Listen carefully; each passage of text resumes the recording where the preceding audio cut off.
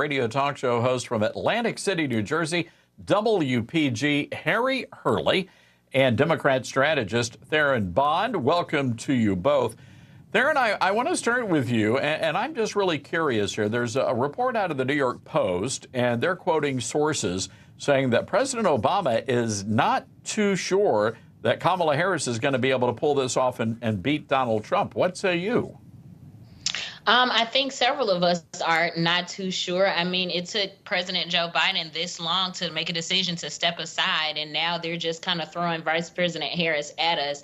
I think we would have been better off having a completely open convention, and we didn't get that. And so now this is our last-ditch effort to try to beat former President Donald Trump, and hopefully with the early signs, we'll be able to do it, whether Vice President Kamala Harris is at the top of the ticket ultimately or not.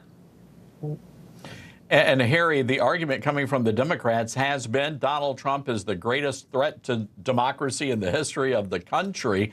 And yet it was the Democrat Party that just threw out 14 million votes and appointed Kamala Harris as their nominee. Todd, great to be with you. And that is the point, right? Who is the threat to democracy? The former president, who will be the future president, that ran the rough and tumble primary against 12 other people, did the work, got the nomination the right way. All we have to do is go back in time.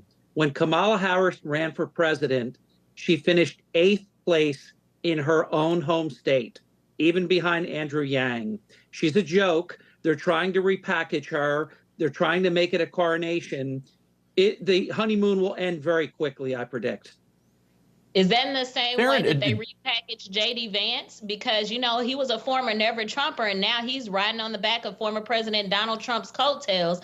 So you tell me. I mean, I guess the liberals would call that he's evolved. I don't think J.D. has done anything wrong. He's evolved. Oh, if that's the case, then Vice President Kamala Harris has evolved, too, from 8th place to Vice President. Hey, by the way, is Kamala Harris, is she the border czar? Or can we forget about that too?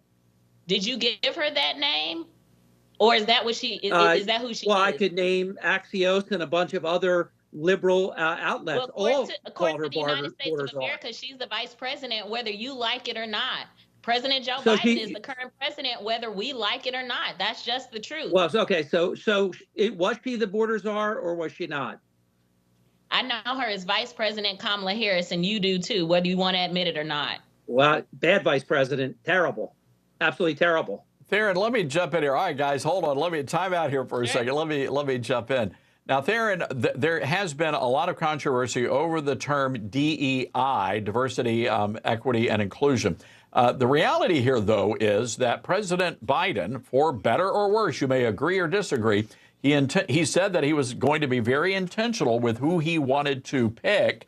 Not only as a vice president, but also for the Supreme Court. So why is it now all of a sudden DEI is a bad word? Well, it's the way you all are framing it. You all being Republicans are saying you want unity and you want all these people to come together. Well, you can't have unity without diversity. You can't have unity without equity, and you certainly can't have unity without inclusion. Just as anybody would pick their vice presidential pick their cabinet members and the rest of their staffers, this is the same thing that Democrats are doing. They're picking their folks. They're putting people in place and properly positioning the same way the Republicans do every single time. Now, Harry, before I let you respond, I want to pop up. Hold on, Harry. Hold on just a second. I want to pop up a tweet here. And according to this tweet from Kamala Harris, she says she's in charge of the border. So to your point, Harry, if that is the case, should she not be judged on what's happening at that border? Yes, and she will be. You can't escape.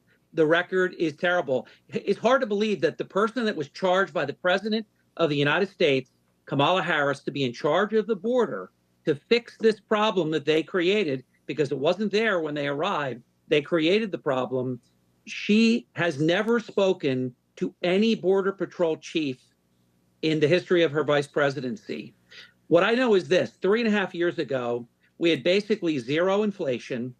Wages were keeping up with costs. We were an energy independent net oil exporter. Everything was going great. Look at where we are now. You have Americans that are choosing to skip a meal, eating 2 meals instead of 3. Wages are not keeping up. We have $1 trillion in credit card debt.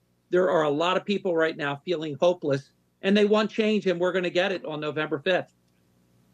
If Kamala Harris created the border problem, which she in fact did not, then tell me why former President Donald Trump has been talking about building a wall since 2016. That would imply that the problem was there even before he became president, and yet here we are. If there is a border problem, then it certainly did not start and end with former President Donald Trump. In the same manner, it didn't start and end with Vice President Kamala Harris. So let's be honest about where these problems started and whose responsibility it got worse, though. That's the problem. Yeah, it got Todd, worse. What did former President Donald Trump do to help? Guys, we've got to leave it there. But Theron, first of all, both of you guys, great job. Theron, welcome to the show. You're making your inaugural debut here. We'd love to get you back and continue the conversation. Harry, good to see you as well. Good to see you, my friend. For coming and it was on the nice program. to speak with you as well.